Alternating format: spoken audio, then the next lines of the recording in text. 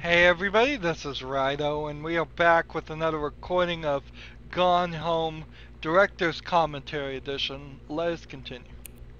So, it's a little weird, now that I've thought about it, that I'm putting out this as a series right after the run of the game, because the last time I ran through a game with Director's Commentary, I kind of just pushed the Director's Commentary out on the weekends and didn't consider it of high enough importance or quality to say, you know what, no, my gameplay is going to take up that time slot.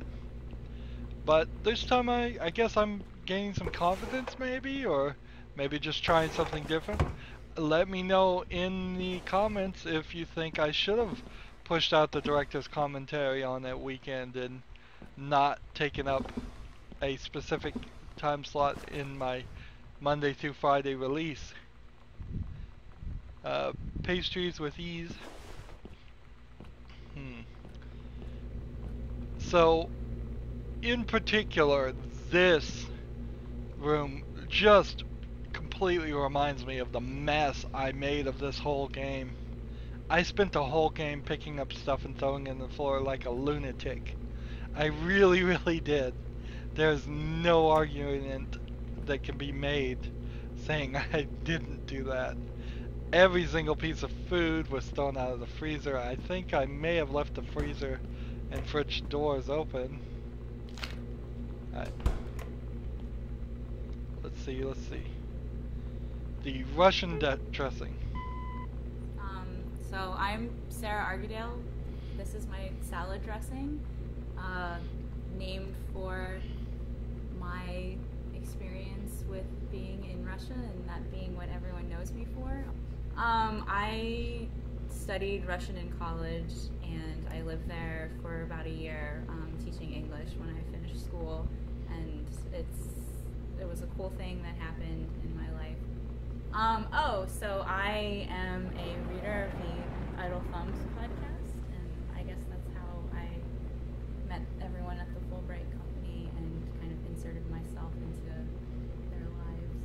The Gone Home team, the Fullbright team, was nice enough to put a little token in the game for me, and it's pretty cool.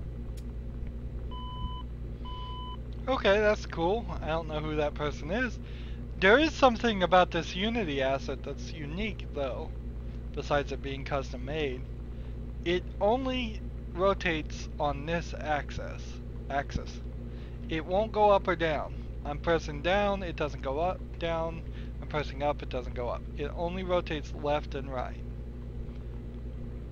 Whereas if I grab the milk, which is probably a very standard Unity asset you could buy, although it does have the right date on it, so maybe there was a slight modification made to it. Or the cola.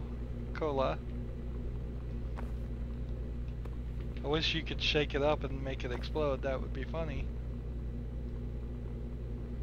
Then like 3 oranges and a banana. So, Reddit joke, I have a banana for scale. Banana for scale actually is pretty good. That is either a really small pizza box or a really large banana. Scale is totally off in this game. And the pizza boxes, I assume, are just Sam was ordering pizza like crazy. And where was she working? Crown Burger on Bethel Road. She was working at a burger joint. This piece here is the most crucial piece. It shows that they don't go to Rick's wedding. Instead, they go on this anniversary trip. Well, we know the anniversary trip is actually a lie and it's couples counseling. We know today is the 7th, the Wednesday. So they are going to come back on Thursday, and Sam has run away on probably the 6th or maybe the 7th, right before. She has a dentist. Sam needs to go to the dentist at 5:30, but nope. And then apparently the mother is going to do a forced logo trail hike event, and what's this on charity junk pickup basement, mom. So they're gonna try and get rid of stuff in the basement, and then a church potluck, which is probably the mother trying to cook scalloped potatoes, and then this one's a little strange. It is the something elementary public areas cleanup.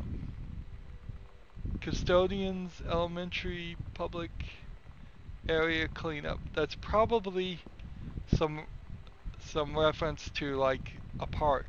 I thought maybe it was an elementary school, which it might be. Might be an elementary school, but why would a conservationist help clean up an elementary school? Maybe they do. Uh, Maybe the elementary school comes and helps clean up the forest as a trip. That one's the biggest confusion to me, but it does help put the timeline in the right way of what's going on. And they talked about last episode that I recorded, the last recording.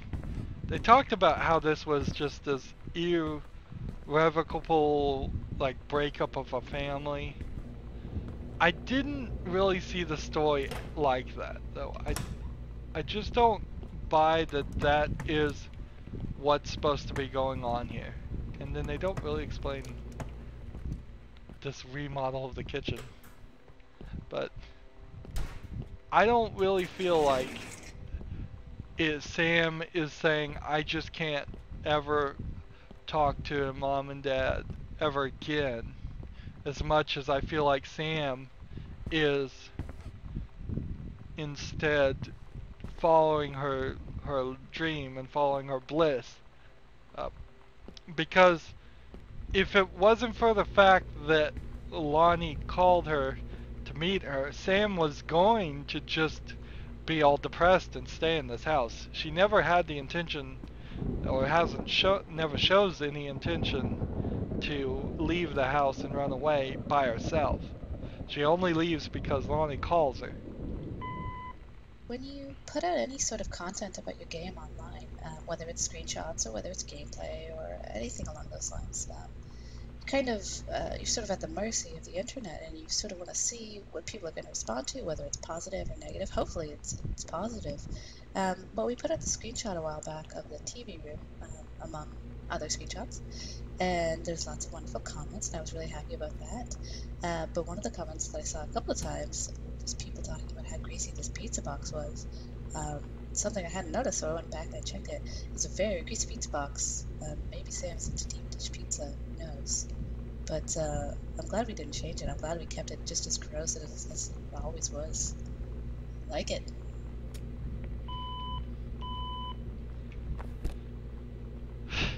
I really just want to say, like, cool story, bro.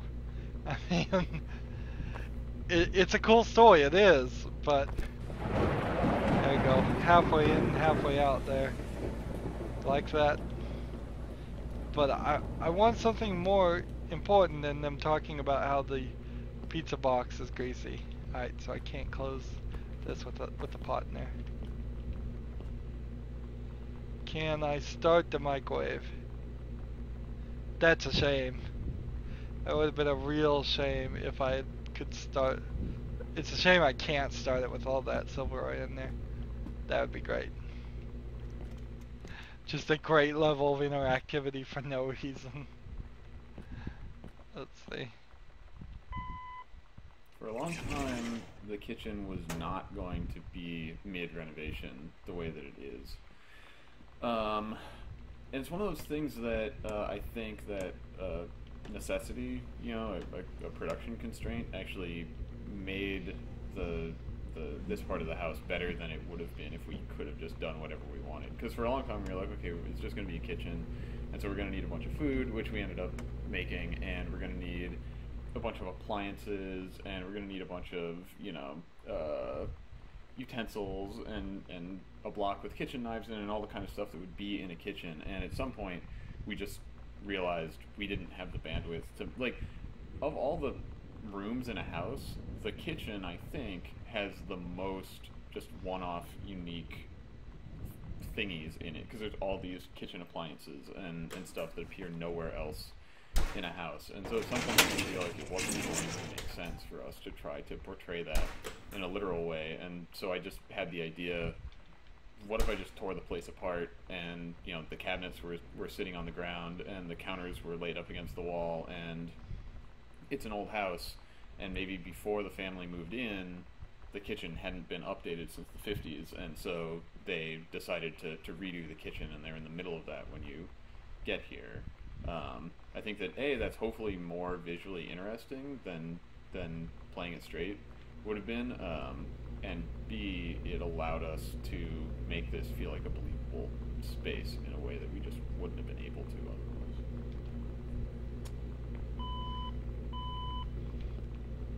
So, lack of plumbing here, because this is where the sink would be. There's no drain or pipes in the wall there. And if it's a renovation, you're still going to have your sink in the same place. You're not going to, usually you're not going to move it around. So, that's weird. It's a decent design of a kitchen. What you have in kitchens is called the, I think, golden triangle or just triangle. And you want to keep everything within 3 feet of everything else. So you want your sink, your oven, your dishwasher, and your refrigerator, all three somewhere next to each other. Ideally, I think the triangle doesn't include the dishwasher, because not every house has one. And that would be 3 things that make a triangle instead of a square. But the point is, you want everything with 30 feet from each other. So the sink here is rather nicely on the same side as the oven. That means you could fill up a big old heavy pot of water that you want to boil and just slide it, if you happen to be weak, over to your oven. Now, if you're too weak to lift 6 gallons of water or a few gallons of water, you probably shouldn't be cooking on an oven. But that's nothing. The dishwasher here is actually way too far. Dishwasher inherently needs to be right next to a sink, because you're going to do the dishes before you do the dishes and throw it in, and if you aren't within about 1.5 feet away, you can't do it. This would be a nightmare to do the dishes. People throw their dirty dishes in the sink, almost certainly. You're gonna have to probably scrub them before, but let's say you didn't. You're still gonna have to walk over here for every dish. You're gonna make a big old pile of wet dishes in your arms, get your shirt wet, throw it in the dishwasher, and then have to go back for more. Not a good place. The refrigerator doesn't really need to be that close to the thing. It is really far away, but it kind of makes sense. I might instead, if you were just moving things around, you'd try to put a dishwasher right here next to the sink, and put like the refrigerator here, and the oven over here. Then you would have at least the oven and the microwave somewhere close to each other. And this is an old-fashioned microwave. Now you can put air vents like this one in microwaves, and they almost always are right above an oven. And then we get no commentary whatsoever. I'm having to make my own commentary here. Notice that this bottle is the exact same shape as the Russian dressing, I think. Yeah, exact same shape, just skinned differently. That's why the ketchup bottle spins only on one axis also. And same would be true for any can of anything. These get underplayed for. It would have been interesting as just a job if there was a bunch of cans uh, here and a note from the mom saying, like, Sam, put up the cans in the pantry, please. And she goes, just leave it for Katie, she'll do it. And then there would be a bunch of cans here that you could, if you felt like you were going to be the older, more mature sister, just pick them up one by one and actually put them in the pantry. And then you could at least have those assets be more used and give a fake goal in this game. We've had no commentary whatsoever about the father's writing. We've had, I don't know if we've had much commentary about the father at all.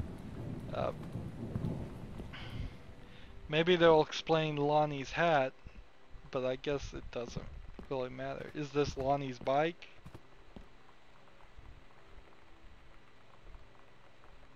What is this?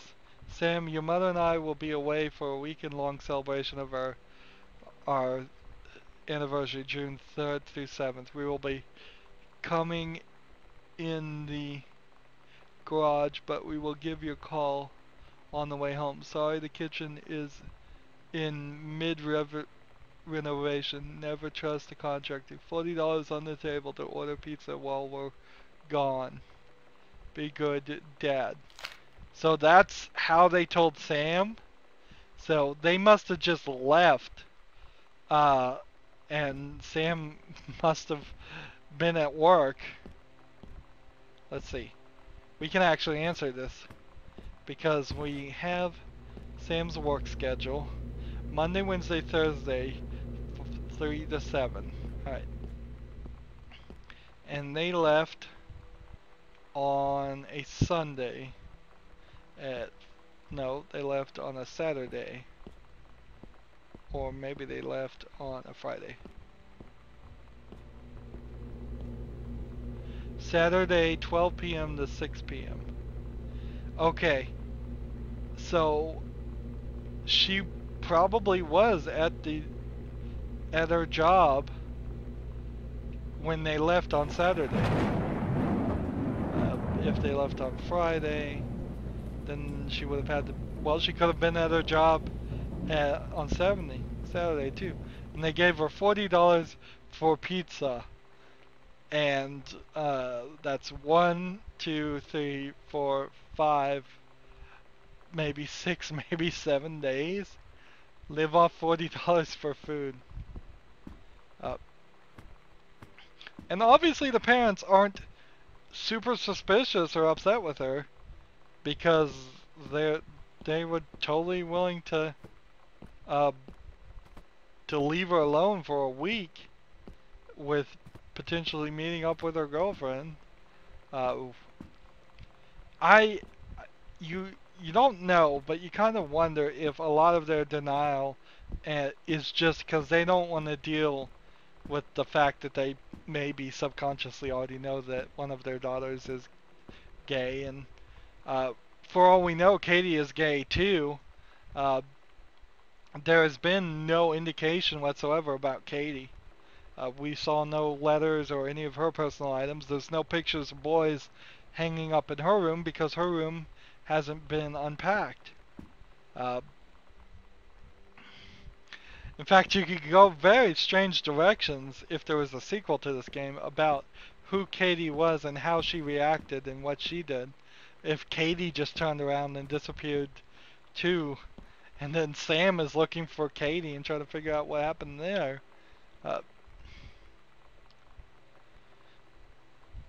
But yeah, we do know that she throws away her thing, so she was gonna quit.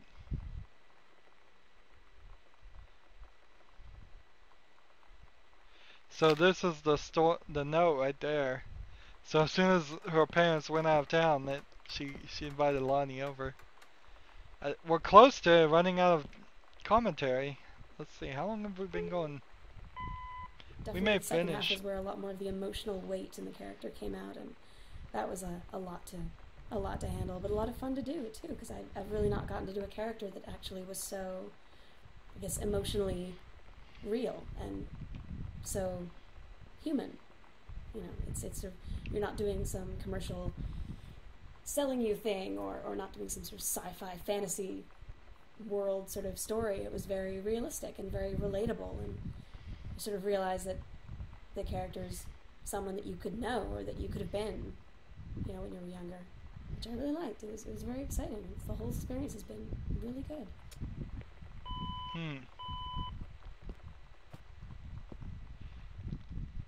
Fine piece of commentary, just they don't get into depth with it enough. They need to go on longer. I'm noticing when I was looking up here that it looks like this garage door could easily be pulled too far. Doesn't look like there's any bolts or anything stopping it from going too far. Usually, this looks like there would be a wire somewhere. Here the rollers are not animated, and a lot of parts are not animated. For instance, the handle or the lock, there's no crossbar on this, so this garage door could be opened by anybody. There's no lock on it, which is not safe at all. And then I found this Easter egg. Didn't find this the first time I played the game. Oh, you found an Easter egg! Who found it? You found it! This is the best! You looked up! No one in a first-person game looks up! Because there's no rewards to looking up. Because it's hard to look up. Also, you weren't allowed to look up in, like, Wolfenstein? And Doom, I guess. It shot higher if there was an enemy higher. Oh, yeah. If you go get something recyclable from the recycle bin, I made it so that when you throw it way further than a normal thing, and you can knock the basketball out of the rafters and then carry it to Sam's room, and then when you make a basket, either by just throwing it through or by dunking, you get a present. You get a present, which is pictures of our cats showing up on the television. And cats that we know. Cats and friends of cats. Yeah. Yeah, sure. And we also we did a final wrap up, like a pickup voice recording session with Sarah Grayson, and you know we just went in there to re-record a couple of lines because we wanted to go a different direction with them after we had put them in the game and listened to them and everything, and we had some extra time, and it was like, what are we gonna do with this extra time? And we didn't know, and then we were like, we did want to make an Easter egg. What if you just reread one of the audio diaries, but instead of words, you said meow? And she was like, okay. If you say so. So we went back in. Game and as she was hell. a champ. Yeah. And did it perfectly. And did not break face. No, and Josh, our audio engineer, I think, just had no idea what the hell was going on. He was kind of off. It was good shit. And yeah, at the end of the audio diary, when you make the basket in Sam's room, you can hear from outside the booth us starting to laugh before the audio cuts off. It's a beauty. Yeah, no, Easter eggs are fun, and again, congratulations for looking up. Alright, so we have a new quest in this game. Let's see.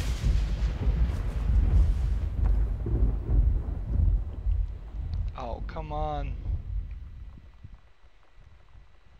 So we may not actually end up wrapping up here. See, is there anything in the recycling that's bigger? Yeah, let's grab the milk. This is jittery. It is true that the video game player is totally programmed to not look up.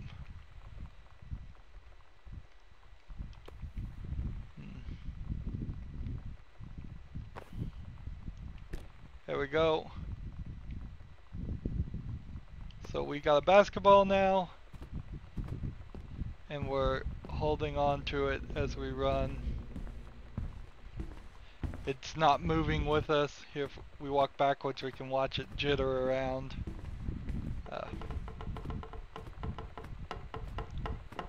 Yeah, that's exactly not what you want to do, is have the floor creaking while you're walking backwards. This is the only round rug, I think, in the whole game.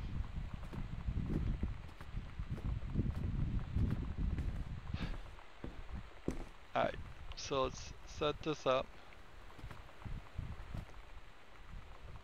Let's go ahead and put this down, close this door, and turn on this TV. And then... So close! I'll never make it to the NBA, I know.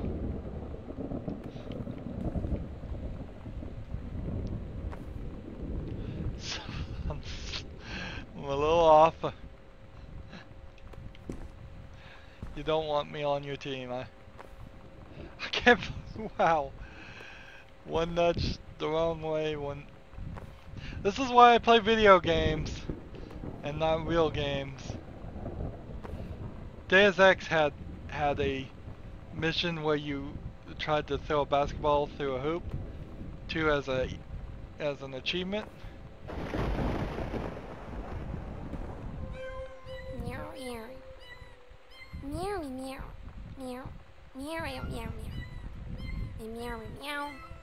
Meow meow meow. Meow meow meow meow meow meow meow meow meow. Meow meow meow. Meow meow meow meow meow. Meow meow meow meow meow meow meow meow. Meow meow meow meow meow. Meow meow meow meow. Meow meow meow meow.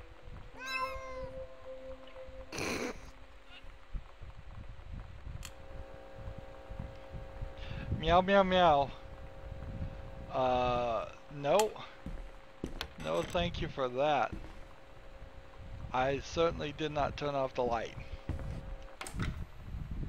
All the lights in this area turned off, maybe to gain your attention, but no thank you for that. So we found an Easter egg, which that totally, I think, was funny, sorta. And it's actually a journal, which then kind of explains, I thought maybe I missed one journal, maybe two at most. If that is the one I missed, at most there could possibly be, from the first playthrough, I could have missed another, and that would have been it.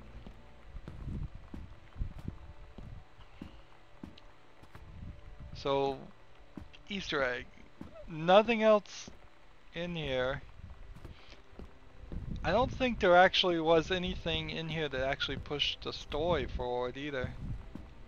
Let's see. No, not really. We're just... The pantry here is not even getting labeled in the map. So the garage and this whole door here was added. There were windows here originally.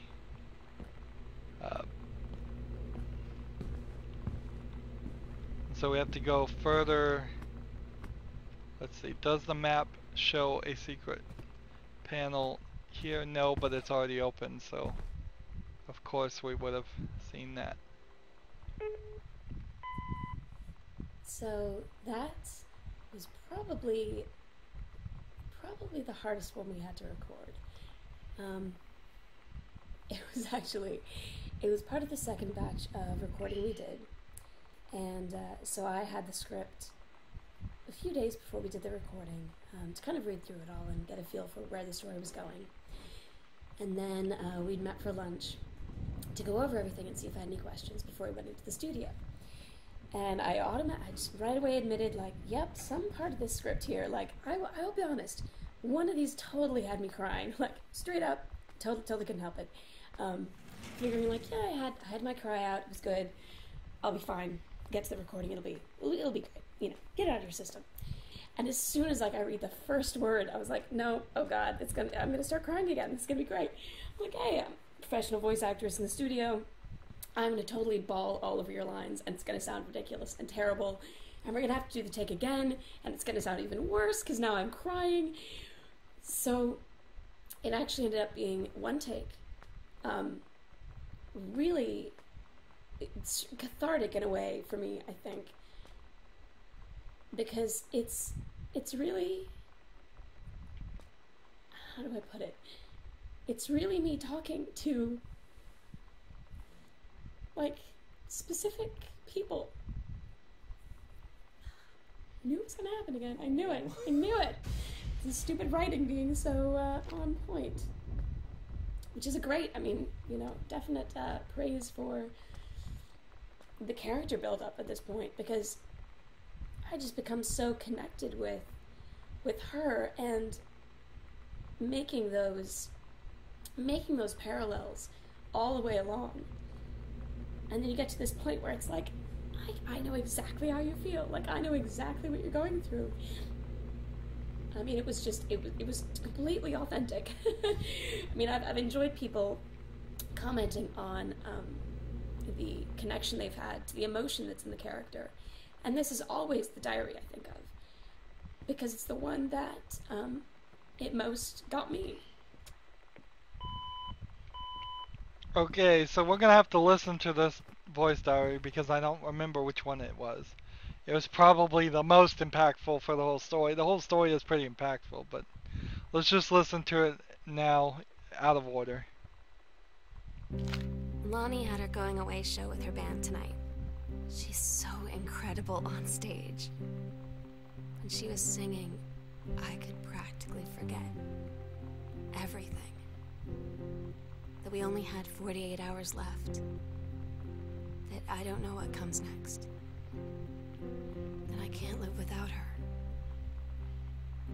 Then she dedicated the last song to me.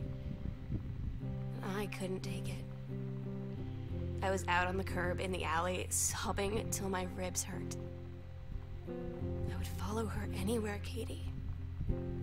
But I can't. Where she's going. After a long time, she found me. She said she was sorry. She said, I wish things could be different. I just wanted to make you happy. I said, I don't think you can anymore.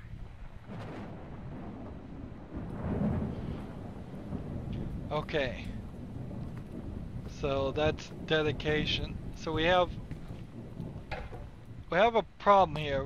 We've been going 30 minutes. If I listen to, let's see.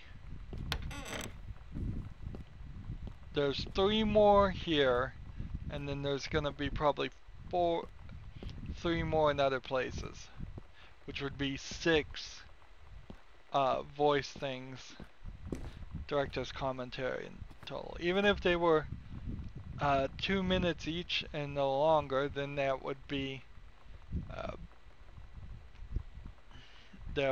12 minutes. Let's see, it would put me a little bit over. Let's just go for it. We'll try to wrap up in this episode. I'd already played through the first full half of Gone Home before I started composing any music, which was really important to understand how the game felt and played and looked. But I didn't get a build of the complete game until I'd already been delivered the Part 2 audio logs, and then ended up not playing any of the second half of the game until it was fully complete and I'd written all the music. This wasn't originally my intention, but it meant I ended up fully immersed in Sam's story, essentially to the exclusion of all the other subplots of the game, which are not accompanied by specific music. I don't know if that was objectively the right call or not as the composer, but it definitely made me feel very connected to that character. I probably heard Sarah delivering Sam's story dozens or maybe hundreds of times over. It also meant I didn't actually know the literal implications of the ending of Sam's story, so I was imagining all kinds of potential endings that ended up being a lot darker than what you see when you finally do reach the attic. So as a player, when I did complete the game, I was pretty relieved. So even the composer of the game totally was afraid that there would be darker ones. Really early on, I thought it would be like something that I thought would be engaging about Gone Home would just be finding notes and scraps in unexpected places and being able to like you know, zoom in really far and find something that's tucked away in someone's pocket or whatever. And yeah, finding a note that was in someone's pocket that had gone through the dryer, I thought would just be a cool image. And so we were always going to do this, and we ended up making it this specific note from Lonnie to Sam, which it wasn't this for a long time. Yeah, we had a few different go-rounds. It was the one that's in the garbage can in the garage was here for a long time, and this one didn't exist, and there was no note in the garbage can in the garage. But yeah, I think that this note, this is I think the last note that went into the game. It was really late. And like the last new content, you know, that went into the game, because we did our final like pre-release playtest, and there were people that were kind of like, I felt like Lonnie's decision came out of nowhere at the end, and you know, I was like, why, you know, why is that? And I think it's because Lonnie had never gotten to say her piece, you know, and never gotten to have that moment of saying, I wish things were different, and I want to be with you, and I don't want to have to go away. But we've just made the assumption that that's how it's got to be. To give you some context for her, when she actually had to confront it, saying like, you know what, I can't live with it being that way. And so this was her chance to speak just from her own perspective about why she felt like she had no choice in the matter. And then what she was deciding against when she, you know, changed her mind when she finally had to like ship out. So I want to quickly just run. I'm already gonna run over time, I know, but I want to quickly just run back to the garage. There's a question here. Yes. Okay, so this would be a really small car. In fact, it would be perspectives all off, but yeah, Sam took her car, so she didn't bike to her work, which makes sense because you couldn't really bike anywhere where she's living. She took a car and she just sped out of that area, like a bat out of hell, to use a colloquialism. Why would bats be in hell? I don't know, but I wanted to see if those tire streaks were there, so that kind of explains everything. I think in a later thing it says to pack her car and come, but I just wanted to know if she sped out of there or if she drove carefully. We didn't really give Kate very specific direction for this. She gave us some reference for us to approve and everything, but when we put it into the game, again, not a request from us at all.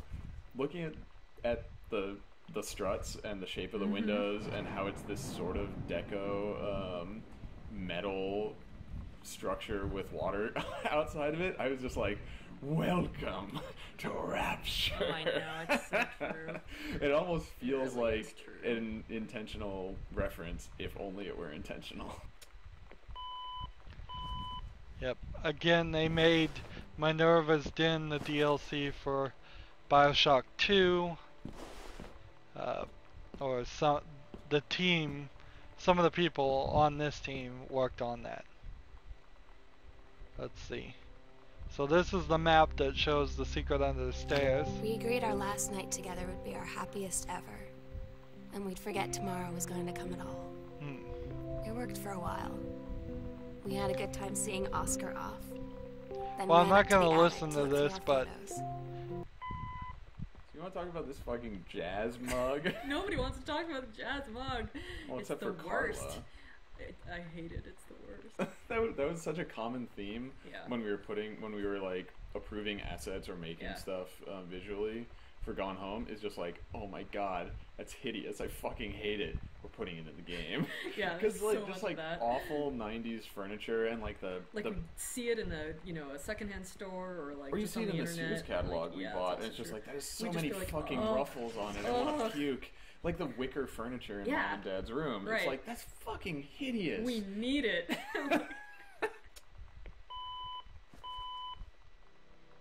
So this is where they are if we wanted to find them.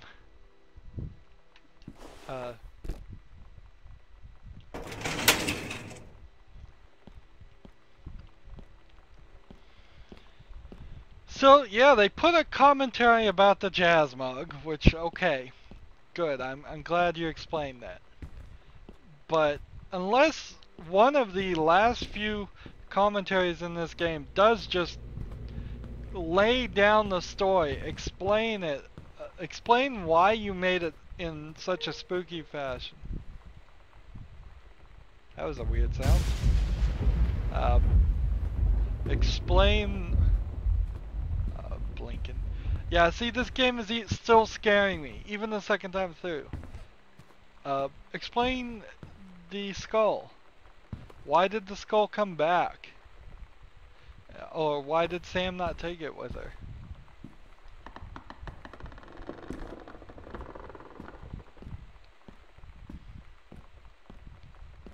Would have been nice too if we'd gotten maybe some more story on Oscar. Just I want to know what happened. And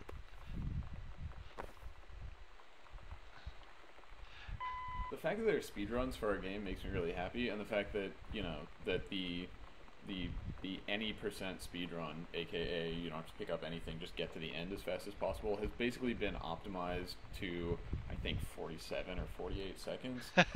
Even just watching that speedrun is really fun because you see the player optimize. Like, for instance, the fastest speedruns, they don't turn on any lights because it would take a fraction of a second to turn towards the light switch and turn it on and then turn back to the direction that they wanted to go. And you know, they just kind of like strafe past things and don't even change direction to move through the house.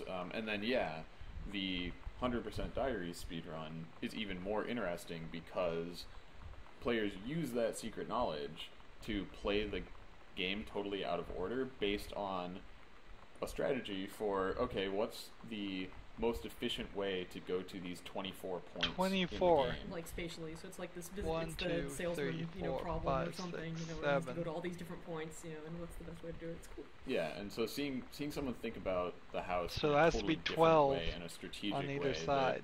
that is about this player created challenge that says, oh, okay, if I go into the basement first, then back out and into the east wing, then don't even go into the west wing until after, you know, and all that kind of stuff.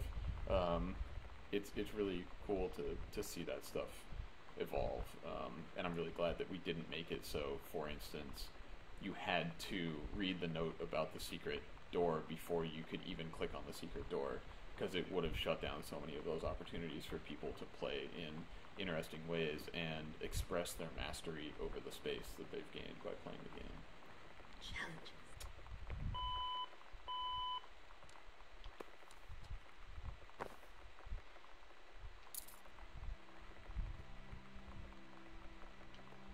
The sunset light in this house So we'll is just the listen to saddest this thing I've ever seen. as we walk to the attic. I just want to sleep. When I'm in the attic, it almost feels like Lonnie could still be here. She's just downstairs. I'm just waiting to hear her pull down the hatch and come running up. Maybe I'll go up to the attic and wait.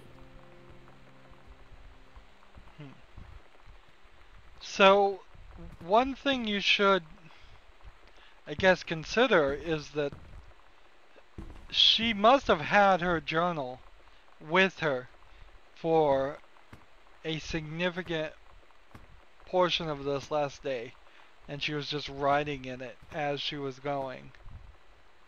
It's not like she just wrote all of it at one point.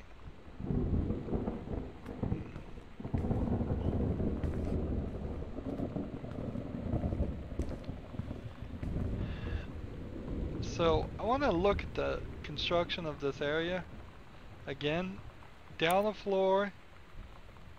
So the attic looks like it is at least being held up by the sewing room, the sitting room, the guest room. But all of the second floor is not really being held up by any actual construction at all, which makes no sense. If anybody designed a house like this, even like over decades, updated the house, adding a west wing, adding an east wing, which I suspect actually the original house, if you were going to make a house like this, the original house would be the left side, so the west wing, and then one reconstruction add-on would be the front porch and foyer, and then maybe you had a second floor in that construction, or maybe you don't. I think you have to, because the foyer wouldn't make any sense if it didn't go anywhere but to the west side. And then I think the newest addition is the east wing, but it might be the exact opposite. It might be that the east wing was the original house. That wouldn't make a lot of sense. There's only a dining room and kitchen on that side. You could take the music room and the office out and the library out of the west wing and call that a 3-bedroom, 1 bath, if there is a bathroom in that side. Actually, I don't think there is. There's no bathroom on that side of the house. Just crazy construction overall. What's this? You want to talk about a place for Christmas Duck? This is where Christmas Duck goes. Oh, it's Christmas Duck's little house. It's his little house. That's where he goes. He goes into it.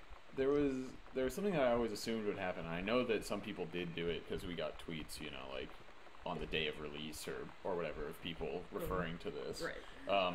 But kind of based on the gnome in Half-Life 2 Episode 2 or whatever, and just a general, I think, instinct to take the first kind of personified thing that you encounter and drag it around the house with yeah, you know, like try to take it to the end of the, like take it all the way there with you or whatever.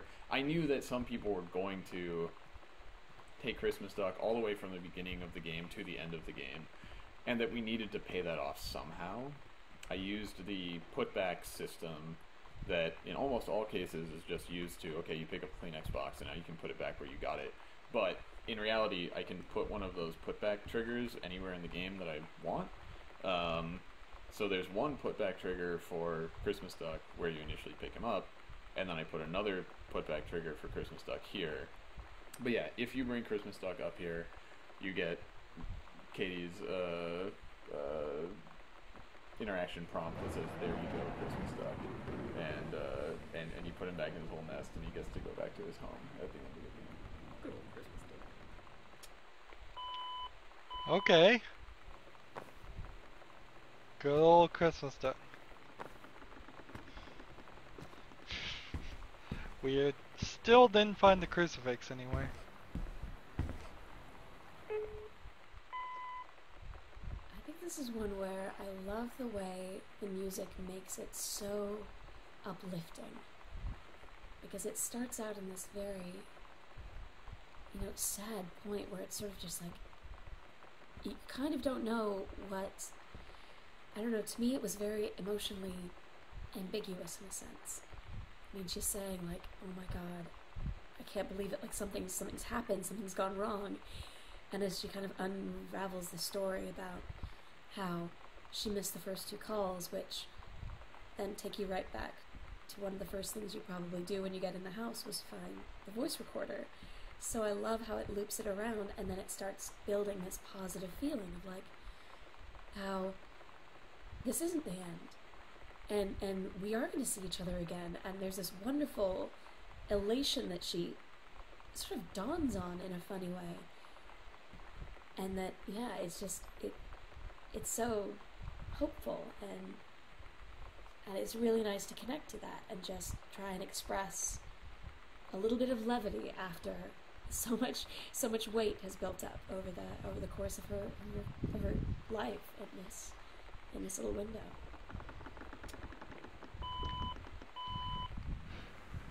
This, at the risk of going longer, this is the old style, particularly in the north, of how they would build walls and do like drywall.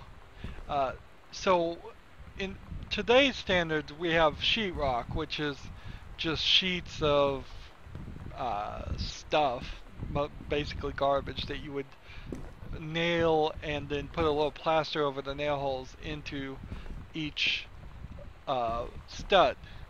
But they used to have slats like this, where they take these really thin pieces of wood and then they would coat plaster over the wood, and it would get through the grooves and hold on to it, and that's how you would make a wall before then.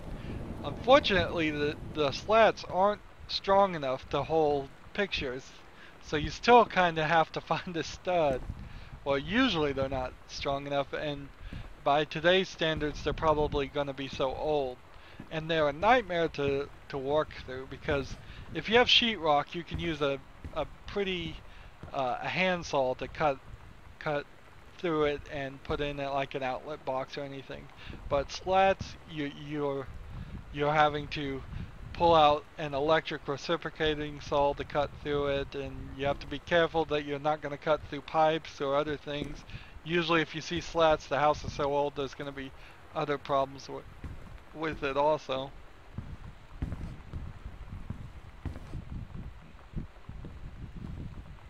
I kind of wish we could go in this area. It's one of those things where we had always wanted to, well, A, we had wanted to pay off Sam's darkroom by letting you go in it and see photos that she had taken. And B, this started from a point of me just being like, oh, we'll end the game the same way we ended Minerva's Den. It'll be fine.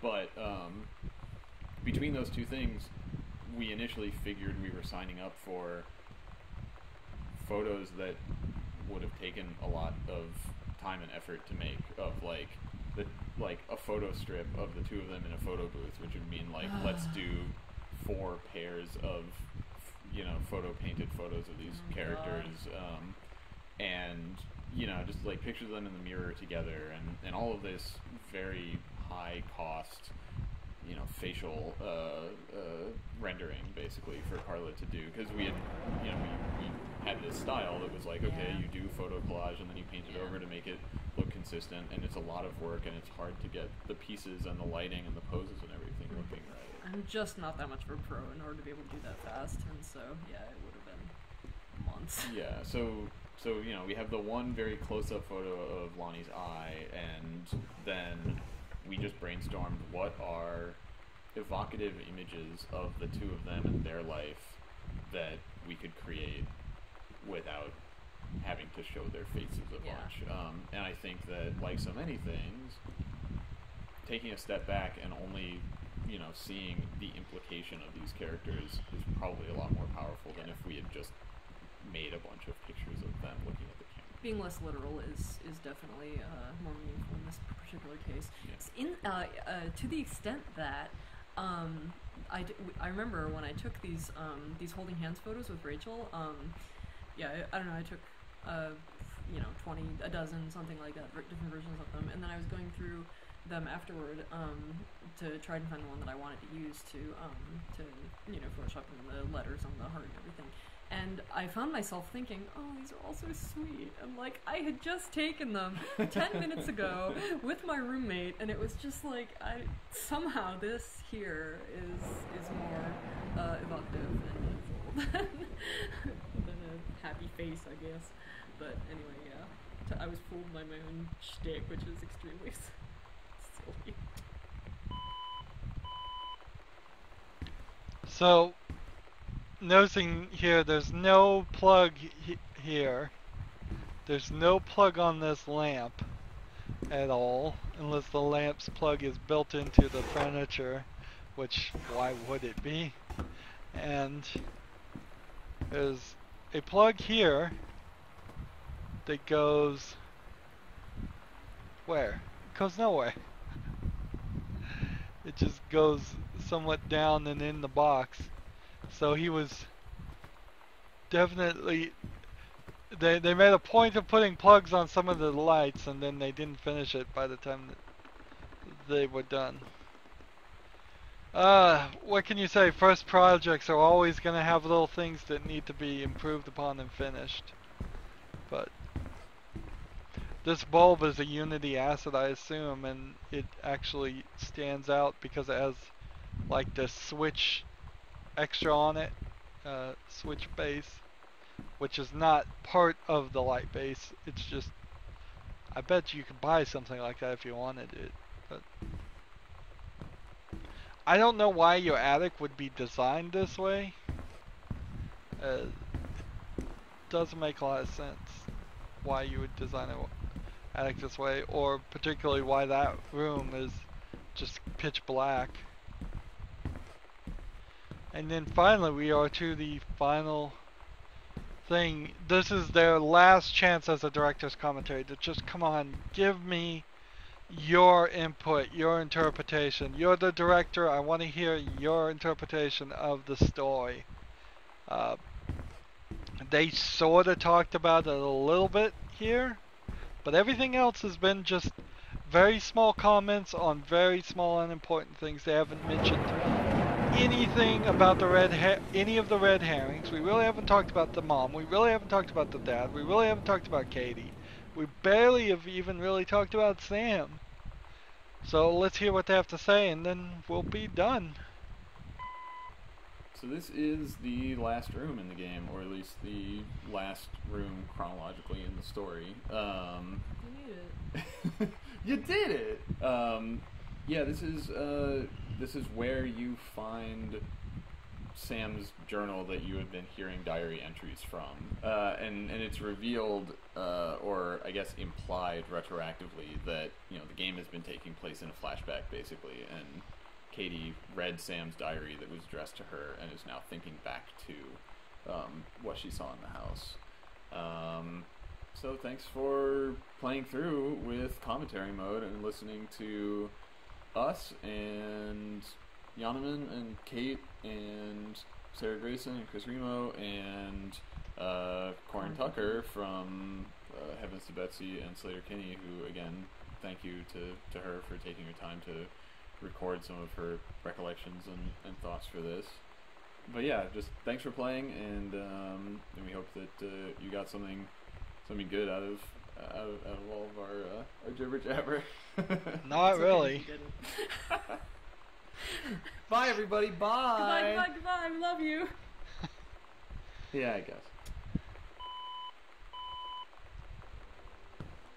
Alright, let's just end the game and go to the credits again. When you do a Katie, developer's I'm so sorry. commentary, I can't be there to see you in person. it's That I can't supposed tell to you all be this myself. something But I hope as you read about this journal, how the game was really developed, and we got some of you'll that, understand why I but had this to do is what I did, so about the and story. that you won't be sad. I needed the writer of the story to step up and explain things. This is so about the environment and the spookiness of the environment. I needed somebody to step up and actually explain how they got that idea, why they went with that idea, anything at all, to just explain why this journey, which is a good journey and I enjoyed it, why did it get done in this fashion?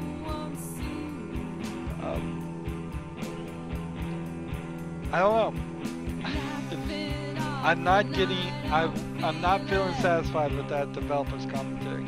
I would recommend everybody go find my Portal 2 series. And if you haven't ever seen anybody play Portal 2, go watch the beginning of that playlist.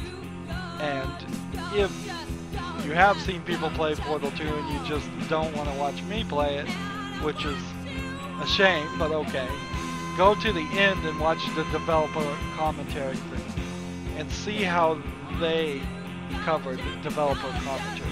I think there might have been developer commentary in Portal 1 too, also, so maybe go check my Portal 1 series first and watch at the end of that playlist the developer commentary. I'm sure I did it if it existed. It's been a while since I've recorded those series.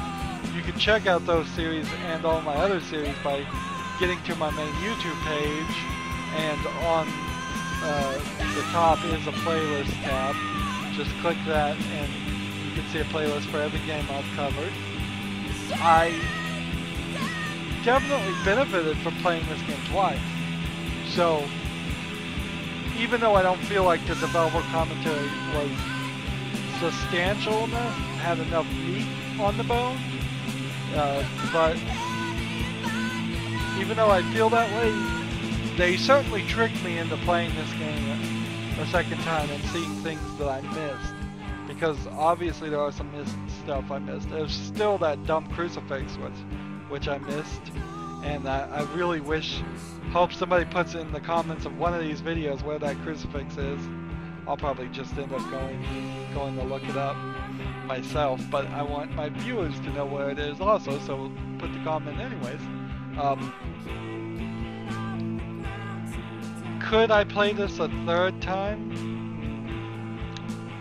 Not anytime soon. Nothing different happened the second time at all, and we skipped a lot of interactivity and a lot of voice channels in the second time. So, yeah, that's Gone Home Developers Commentary Edition. There's really nothing more I could possibly do. I can't. There's no more options.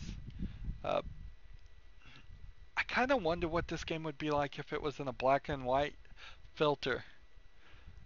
Since they have modifiers in the game, that might be an interesting thing you could do in Unity, is just put a black and white filter on this and then go to color at the very end.